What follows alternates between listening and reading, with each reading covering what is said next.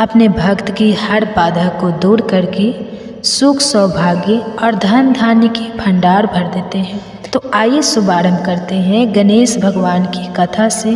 पुरानी कथा के अनुसार एक बार गणेश जी महाराज एक सेठ जी की खेत में से होकर जा रहे थे, तो उन्होंने 12 दाने अनाज के तोड़ लिए। अब अनाज के दाने बिना पूछे तोड़ लिए तो गणेश जी के मन में भारी भारी पछतावा होने लगा। वे सोचने लगे, अरे मैंने तो सेठ जी के यहाँ से बिना पूछे ही दाने तोड़ लिए, इसका मतलब तो यह है कि चोरी हुई, यानी कि मैंने सेठ जी के यहाँ चोरी कर ली। इस प्रकार वे मन में पछतावा करने लगे। अब चोरी की बात है तो उसका प्रायश्चित भी जरूरी है। गणेश जी ने जिन सेठ के यहाँ से चोरी की थी उन्हीं के यहाँ 12 साल की नौकरी करने का निश्चय कर लिया। बस फिर क्या था, भेष बदल कर पहुँच गए सेठ जी के यहाँ और सेठ जी से काम मांग लिया। उधर सेठ जी जो भी किसी नौकर की ज़रूरत थी, इस तरह गणेश जी नौकर बनकर सेठ जी के यहाँ काम करने लगे। एक दिन की बात है, सेठानी राख से हाथ धोने लगी तो गणेश जी ने सेठानी का हाथ पकड़कर मिट्टी से हाथ धुला दिया। सेठानी सेठ जी से बोली, अरे ये कैसा नौकर रखा है आपने, नौकर होकर इसने मेरा हाथ पकड़ लिया। जब सेठ जी को पता चला तो उन्हें भी गुस्सा आया। सेठ जी ने तुरंत अपने नौकर को बुलाकर पूछा, क्यों तुमने सेठानी का हाथ क्यों पकड़ा? तो गणेश जी कहने लगे, मैंने तो एक सीख की बात बताई है। राख से हाथ धोने से घर की लक्ष्मी नाराज होकर चली जाती है घर से, और मिट्टी से हाथ धोने से घर में लक्ष्मी जी का वास हो जाता है। सेठ जी ने सोचा, अरे मेरा नौकर है तो सच्चा दरअसल सेठ जी के यहाँ नौकर कर रहे हैं।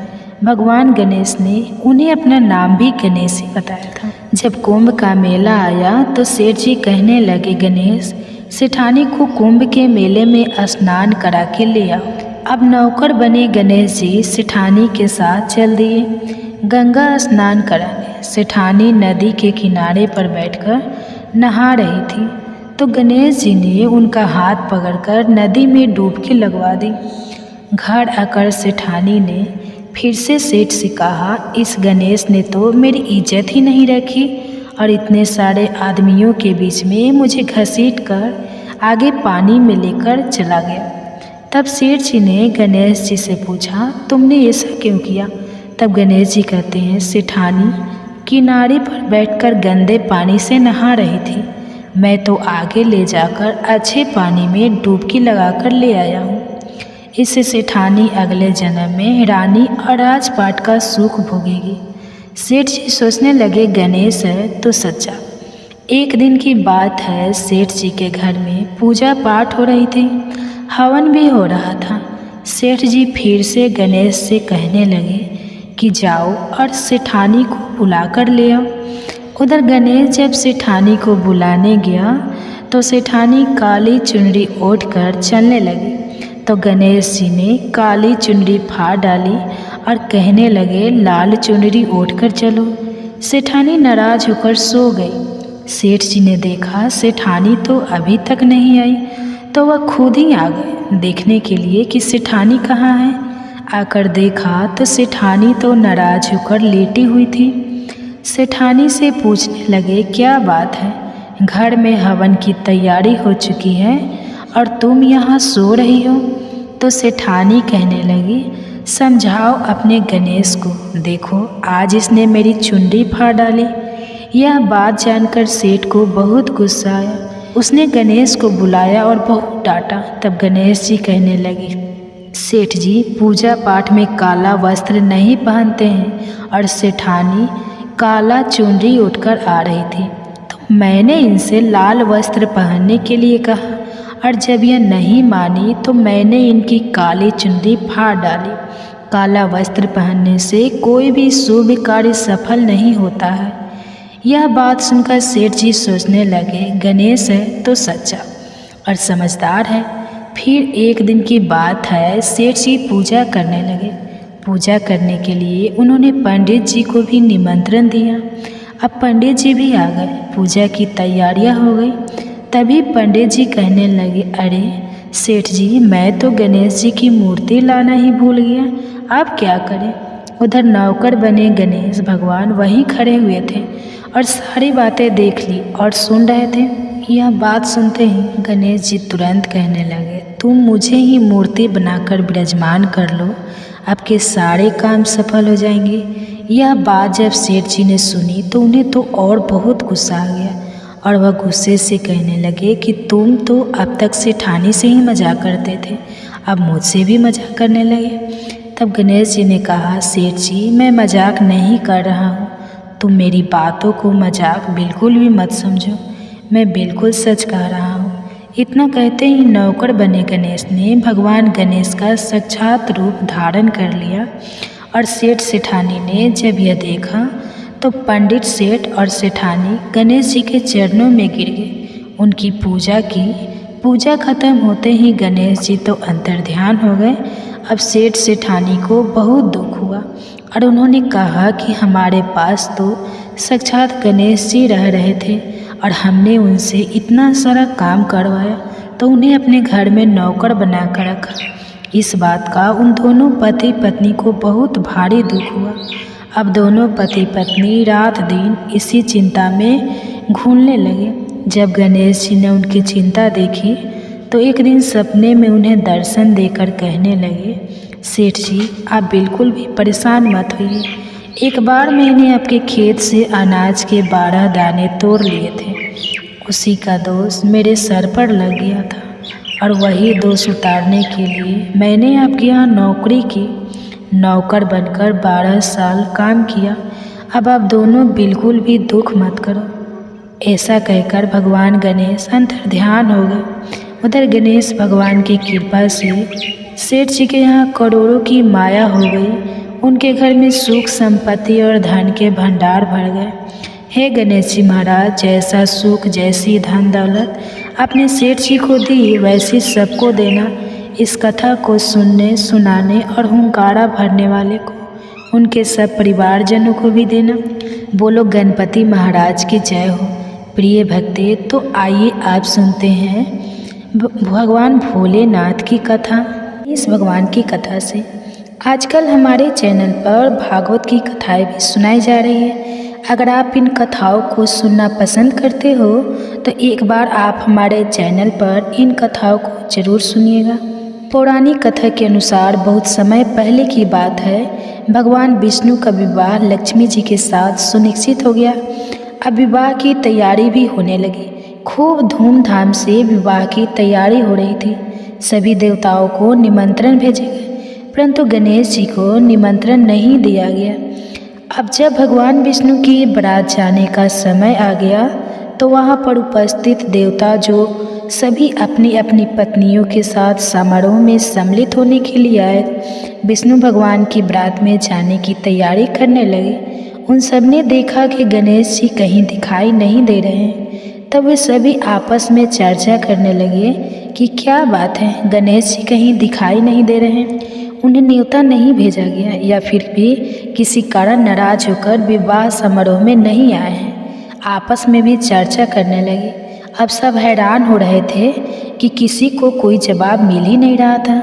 तब सभी देवतागण और उनकी पत्नी ने विचार किया कि क्यों न विष्णु भगवान से ही इसका कारण पूछ लिया जाए। अब जब सब ने मिलकर विष्णु भगवान से पूछा तो विष्णु भगवान कहने लगे कि हमने गणेश जी को पिता भगवान महादेव को न्योता भेज दिया है। अगर गणेश जी अपने पिता के साथ आना चाहते हैं तो आ जाए, अलग से नहीं न्योता पिठाया है, अलग से उन्हें न्योता देने की कोई ज़रूरत भी नहीं है। और दूसरी बात यह है कि उनको खाने के लिए सेवा में मेवा, 1.25 मन चावल, घी और 1.25 मन लड्डू का भोजन भी तो दिन भर में चाहिए। अगर गणेश जी नहीं आएंगे तो कोई बात नहीं, दूसरे के घर जाकर इतना सारा खाना पीना अच्छा भी तो नहीं लगता। अभी मैं सब चर्चा कर ही रहे थे कि किसी एक ने सुझाव दिया, अगर गणेश जी को न्योता दिया जाए तो उनको द्वारपाल बनाकर घर पर बैठा देंगे कि आप घर की देखभाल करते रहना, क्योंकि आप तो चूहे पर बैठकर धीरे धीरे चलोगे तो बारात से बहुत पीछे रह जाओगे। और यह सुझाव सबको पसंद भी आ गया। विष्णु भगवान ने भी अपनी सहमति दे दी। अब नारद मुनि को किसी तरह गणेश भगवान को बुलाने के लिए भेजा गया। गणेश भगवान ने जैसे ही निमंत्रण सुना, वे जल्दी जल्दी भगवान विष्णु के विवाह में सम्मिलित होने के लिए आ गए।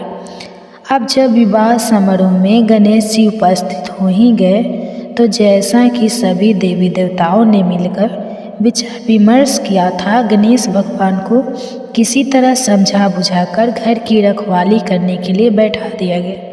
अब बड़ा जल्दी सभी देवी देवता बारात के साथ साथ चल दिए। अब नारद मुनि वहाँ रह गए। तब नारद जी ने देखा कि गणेश जी तो दरवाजे पर ही बैठे हुए हैं। तभी गणेश जी के पास गए और उनसे रुकने का कारण पूछने लगे। क्या बात है गणेश जी, आप द्वार पर इस तरह से क्यों बैठे हुए हैं? विष्णु जी ने तो आपको अपने विवाह में सम्मिलित होने के लिए बुलाया था। वह आपको अपने साथ बारात में लेकर नहीं गए, तो आपको अपने घर का द्वारपाल बनाकर या छोड़ गए। क्रोधित होकर कहने लगे, नाराजगी तब तो विष्णु भगवान ने मेरा बड़ा अपमान किया है। नारद मुनि तो सारा हाल जानते थे। उन्हें पता था कि गणेश भगवान के बिना विष्णु भगवान की बारात तो आगे जा ही नहीं सकती। तब वे गणेश भगवान को कहने लगे कि अगर आप अपनी मूसक को आगे भेज दें तो रास्ता रोक देंगे, जिससे सबके सब वहाँ धरती में धंस जाएंगे, और तब तो विष्णु भगवान को आपको सम्मानपूर्वक अपनी बारात में बुलाना ही पड़ेगा। अब भला किस बात की देरी थी? गणेश जी ने तुरंत अपने मूस को जल्दी से आगे भेज दिया और उनकी मूसक ने देखते ही देखते जमीन खोखला कर दी। जब बारात वहाँ से निकली तो रातों के पहिए धरती में धंस गए। खूब जोर लगा लिया, लेकिन पहले जो जमीन में ठेस दिए पहिए तो निकले ही नहीं, बल्कि अपनी जगह से टूट फूट गए। अब किसी की समझ में आ ही नहीं रहा कि क्या किया जाए। अब नाराजगी क्योंकि भगवान विष्णु की बारात में पहुँच चुके थे, कहने लगे, आप लोगों ने गणेश जी का अपमान करके बिल्कुल भी अच्छा नहीं किया। अगर आप उन्हें मनाकर अभी भी ले आए तो आपका कार्य सिद्ध हो सकता है और यह संकट भी दूर हो सकता है। तब शंकर भगवान ने अपने दूत नंदी को भेजा और नंदी किसी तरह समझा बुझाकर मनाकर गणेश जी को लेकर आए। अब गणेश जी का आदर सम्मान किया गया, उनकी पूजा की गई। तब कहीं जाकर रथ के पहिए निकले तो प्रारंभ करने से पहले ओम श्री गणेशाय नमः। अब जब जब लोग ने उसे निवेदन किया तो खाली ओम श्री गणेशाय नमः गणेश जी की वंदना करने लगा, और देखते ही देखते खाती ने सभी भाइयों को ठीक कर दिया। भाइयों को ठीक करने के बाद खाती कहने लगा कि देवताओं, आपने सबसे पहले गणेश जी का नहीं मनाया होगा और ना ही उनकी पूजा की होगी, इसलिए तो आप सबके ऊपर ये संकट आया है। हम तो मूर्ख और अज्ञानी हैं, लेकिन फिर भी सबसे पहले गणेश जी की पूजा करते हैं, उनका ध्यान करते हैं। लेकिन आप तो देवता हैं, फिर भी आप गणेश जी को कैसे भूल गए? अब आप लोग भगवान श्री गणेश की जय जयकार बोलकर जयकारा लगाए तो आपके सभी काम बन जाएंगे और कोई संकट भी नहीं आएगा। ऐसा कहते हुए बारात वहाँ से गणेश भगवान को अपने साथ लेकर चल दी, और फिर धूमधाम के साथ विष्णु भगवान का लक्ष्मी जी के साथ विवाह संपन्न हो गया और सभी सकुशल घर वापस लौटे। आप सुनिए गणेश भगवान की दूसरी पौराणिक कथा। पौराणिक कथा के अनुसार एक बार गणेश जी महाराज एक शेर जी से खेत में से होकर जा रहे थे। उन्होंने 12 दाने अनाज के तोड़ लिए। अब अनाज के दाने बिना पूछे तोड़ लिए तो गणेश जी के मन में बड़ा भारी पछतावा होने लगा। वे सोचने लगे, अरे मैंने तो सेठ जी के यहाँ से बिना पूछे ही दाने तोड़ लिए। इसका मतलब ये तो है कि चोरी हुई, यानी कि मैंने सेठ जी के यहाँ चोरी कर ली। इस प्रकार विनम्र में पछतावा करने लगे। अब चोरी की है तो उसका प्रायश्चित भी जरूरी है। गणेश जी ने जिन सेठ जी के यहाँ से चोरी की थी, उन्हीं के यहाँ 12 साल की नौकरी करने का निश्चय कर लिया। बस फिर क्या था, भेष बदलकर पहुँच गए सेठ जी के यहाँ और सेठ जी से काम मांग लिया। उधर सेठ जी को भी किसी नौकर की ज़रूरत थी, इस तरह गणेश जी नौकर बनकर सेठ जी के यहाँ काम करने लगे। एक दिन की बात है तो गणेश जी ने सेठानी का हाथ पकड़कर मिट्टी से हाथ धुला दिए। सेठानी सेठ जी से बोली, अरे यह कैसा नौकर रखा है, नौकर होकर इसने मेरा हाथ पकड़ लिया। जब सेठ जी को पता चला तो उन्हें भी गुस्सा आया।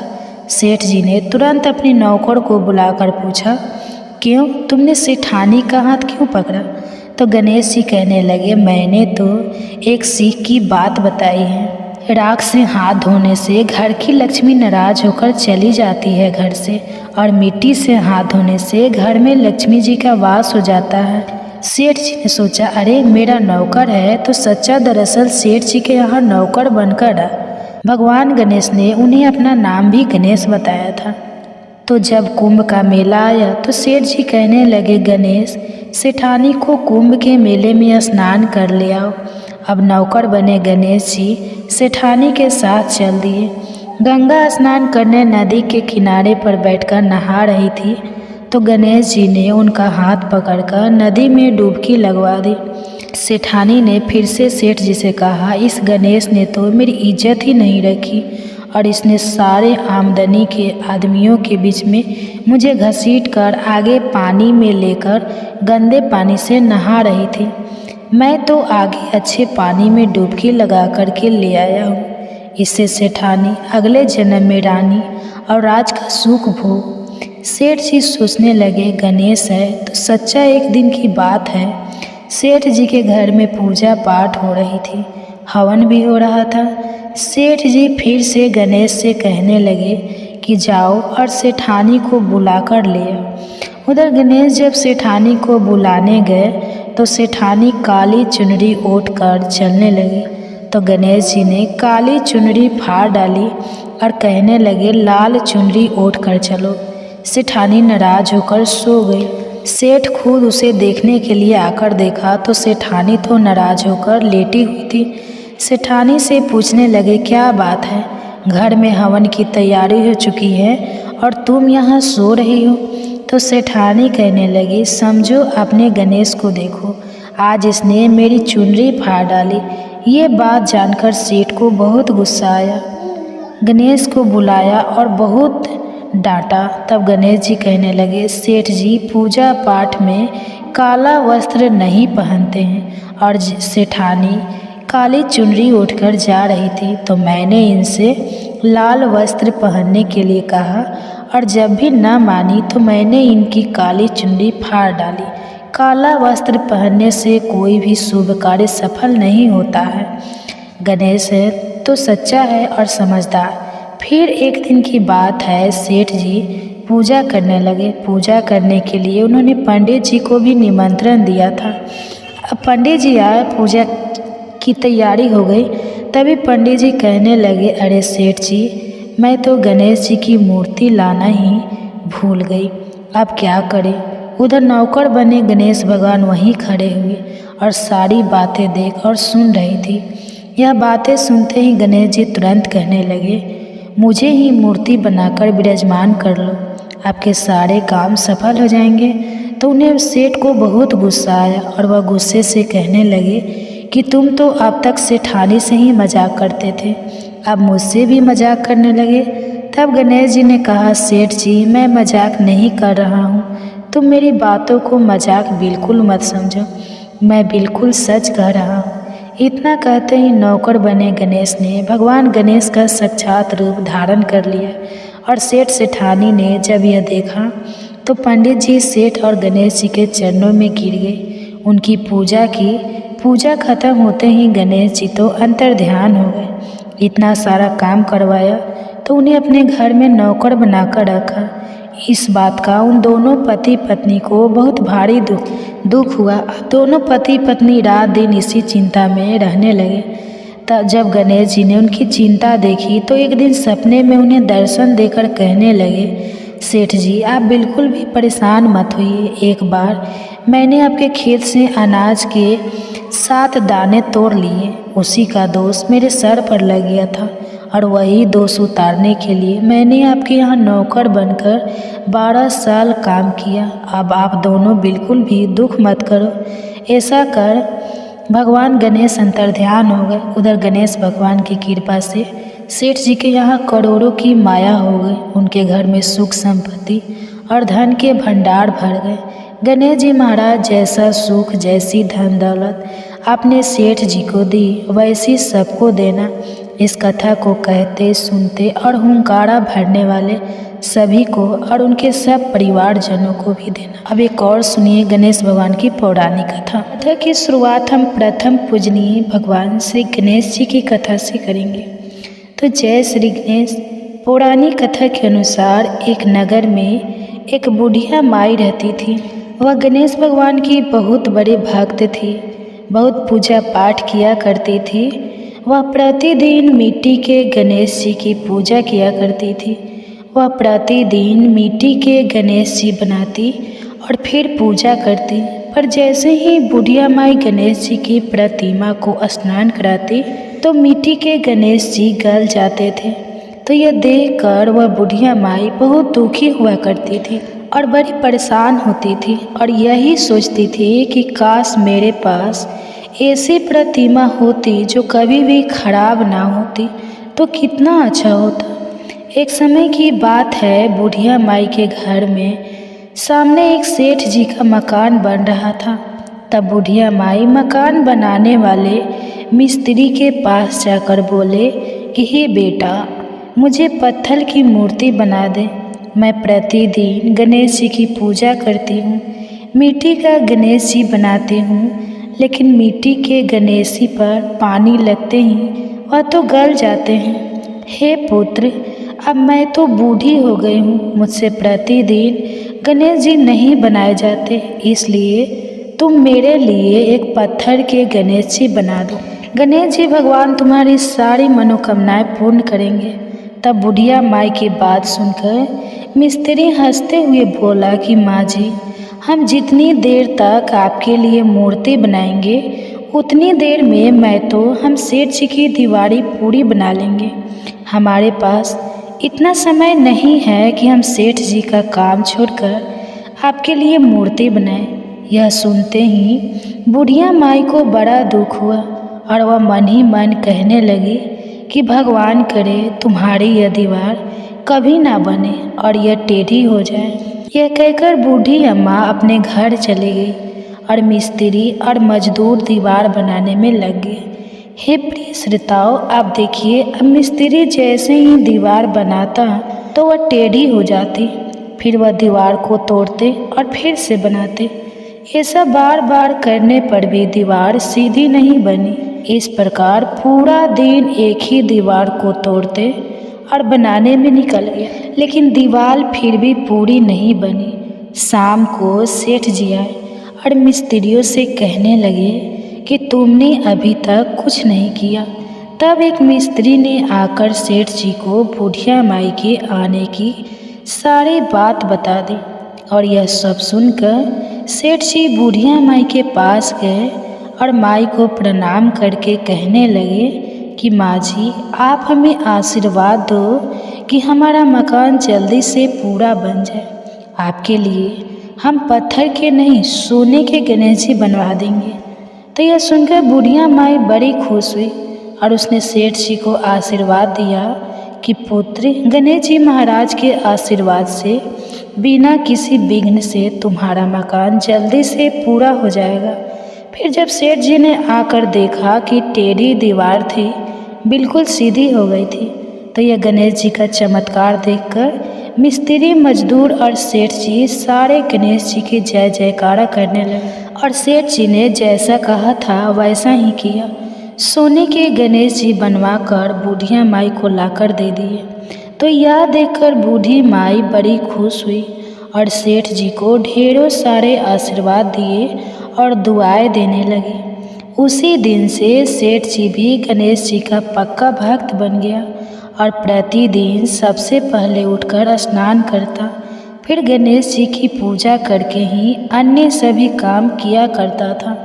तो गणेश जी के आशीर्वाद से सेठ जी दिन दुगुनी रात चौगुनी तरक्की करने लगे। हे विघ्नहर्ता गणेश जी महाराज, जैसे बुढ़िया माई को दिया सेठ जी की दीवार सीधी की, वैसे ही कथा को सुनने वाले, सुनाने वाले और हुंकारा भरने वाले सभी भक्तों के कार्यों को सिद्ध करना, सभी पर अपना आशीर्वाद बनाए रखना, सभी की मनोकामनाएं पूरी करना। तो प्रेम से बोलिए गणपति महाराज की जय। अब आइए आप सुनते हैं भगवान श्री कृष्ण और उनके भक्त की एक सच्ची कथा। एक समय की बात है, एक पंडित जी थे। वे प्रतिदिन घर घर जाकर भागवत गीता का पाठ किया करते थे। एक दिन उन्हें एक चोर ने पकड़ लिया और कहा कि तुम्हारे पास जो कुछ भी है वह सब निकाल कर मुझे दे दो। तब पंडित जी बोले कि पुत्र, मेरे पास तो कुछ भी नहीं है। तुम एक काम करना, मैं यहीं पास के घर में जाकर भागवत गीता का पाठ करता हूँ। वह अजमान बड़े ही दानी लोग हैं। जब मैं कथा सुना रहा हूँगा तब उनके घर में जाकर चोरी कर लेना। अब चोरों को यह बात पसंद आ गई कि बहुत सारा धन मिलेगा। यह सोचकर चोर मान गया। अब जब अगले दिन पंडित जी कथा सुना रहे थे तब वह चोर भी वहाँ आकर बैठ गया। तब पंडित जी ने कथा सुनाना शुरू किया।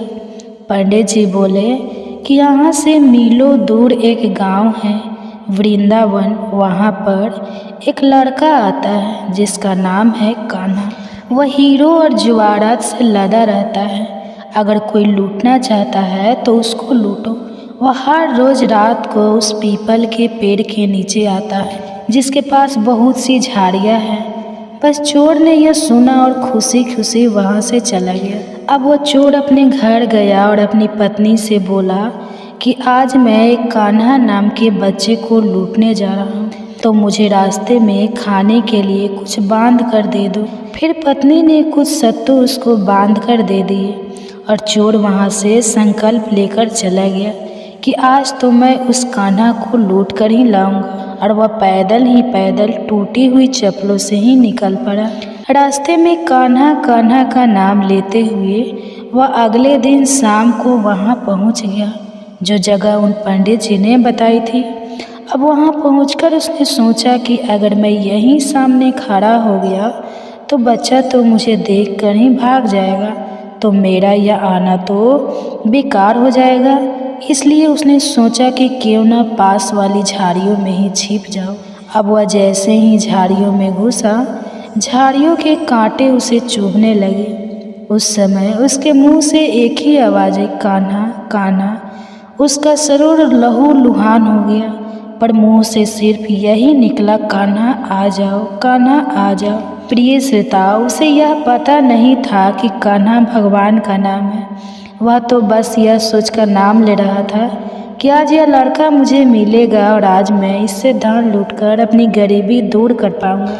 लेकिन उसके भाव में इतनी सच्चाई थी कि अपने भक्त की ऐसी दशा देखकर कान्हा जी चल पड़े। ठाकुर जी बच्चे का रूप बनाकर आधी रात को वह जैसे ही पेड़ के पास पहुँचे, चोर एकदम से बाहर आ गया और उन्हें पकड़कर बोला, ओ कान्हा, तूने मुझे बहुत दुखी किया। अब यह चाकू देख रहा है, अब चुपचाप अपने सारे गहने मुझे दे दो। कान्हा जी ने हंसते हुए उसे सब कुछ दे दिया। चोर हंसी खुशी अगले दिन अपने गांव में पहुंचा और सबसे पहले उसी जगह गया जहां पर पंडित जी कथा सुना रहे थे। जितने भी गहने थे वह चोरी करके जो लाया था उनका आधा हिस्सा उसने पंडित जी के चरणों में रख दिया। अब पंडित जी ने यह पूछा कि यह क्या है। तब उसने कहा कि आपने मुझे उस कान्हा का पता दिया था, अब मैं उसको लूट के लाया हूँ और यह रहा आपका हिस्सा। पंडित जी ने सुना तो यकीन ही नहीं हुआ। पंडित जी बोले कि मैं तो इतने सालों से पंडिताइन का काम कर रहा हूँ, वह मुझे आज तक नहीं मिले। तुम जैसे पापी को कान्हा कहाँ से मिल सकते हैं। चोर के बराबर कहने पर भी पंडित जी बोले कि चल, मैं भी चलता हूँ तेरे साथ। वहाँ पर मुझे भी दिखा कि कान्हा कैसा दिखता है। और वह दोनों चल दिए। चोर ने पंडित जी को कहा कि आओ मेरे साथ, यहाँ पर छुप जाओ। दोनों का शरीर लहू लुहान हो गया। झाड़ियों में कांटे बहुत थे और वहाँ पर छुपकर दोनों के शरीर में कांटे लगे। जैसे कि पूरा शरीर लहूलुहान हो गया और मुंह से बस एक ही आवाज़ निकली, कान्हा कान्हा कान्हा आ जाओ। ठीक आधी रात कान्हा जी बच्चे के रूप में फिर वहीं आए। दोनों झाड़ियों से बाहर निकल आए। पंडित जी की आंखों से आंसू थे और वे फूट फूट के रोने लगे और रोते रोते चोर के चरणों में गिर पड़े और बोले कि हम जिसे आज तक देखने के लिए तरसे रहे, जो आज तक लोगों को लूटता आया है, तुमने उसे ही लूट लिया। तुम धन्य हो, आज तुम्हारी वजह से मुझे भी कान्हा के दर्शन हुए हैं। तुम धन्य हो।